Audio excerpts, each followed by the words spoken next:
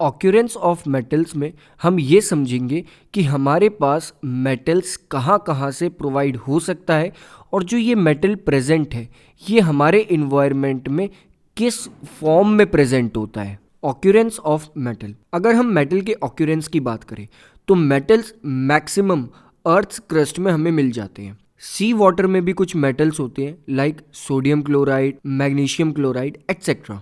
Metals अक्सर reactive होते हैं और कुछ मेटल्स तो बहुत ज़्यादा रिएक्टिव होते हैं। वो कभी भी नेचर में फ्री एलिमेंट के तरीके से प्रेजेंट नहीं हो सकते।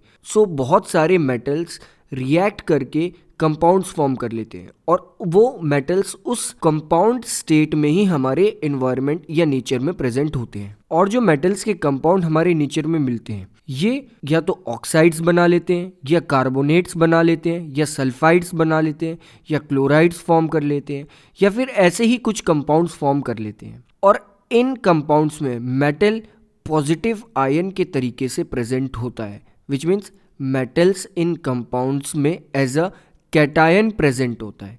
लेकिन कुछ रिएक्टिव मेटल ऐसे भी हैं जो हमें हमारे इन्वायरमेंट में अपने फ्री स्टेट में मिलते हैं like copper, silver, gold, platinum, because ये इतने ज़्यादा रिएक्टिव नहीं होते कि एक बहुत ही डिफरेंट कंपाउंड फॉर्म कर ले। यहाँ पर नोट करने वाली चीज़ ये है कि जो मेटल्स अपने फ्री स्टेट में प्रेजेंट होते हैं यानी कि जो मेटल्स फ्री एलिमेंट के तरीके से प्रेजेंट होते हैं उनकी इस स्टेट को हम नेटिव स्टेट भी कहते हैं।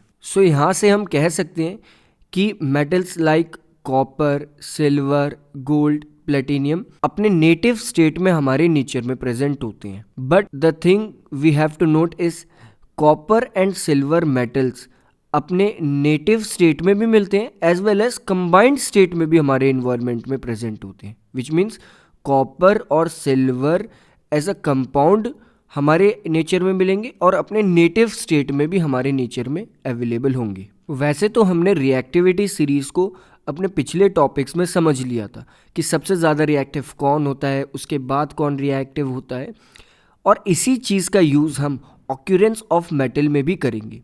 जो सबसे ज़्यादा रिएक्टिव होगा वो उतने स्ट्रॉन्ग कंपाउंड्स बना के हमारे इन्वायरमेंट में प्रेजेंट होगा और जो जितना कम रिएक्टिव मेटल होगा वो अपने उतने ही फ्री स्टेट में हमारे इन्वायरमेंट में प्रेजेंट होगा।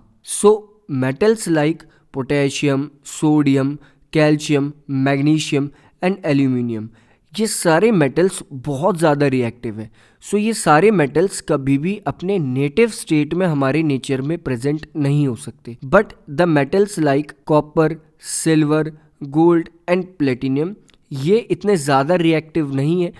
ये हमारे इन्वायरमेंट के नेचर में अपने नेटिव स्टेट में अवेलेबल हो सकते हैं।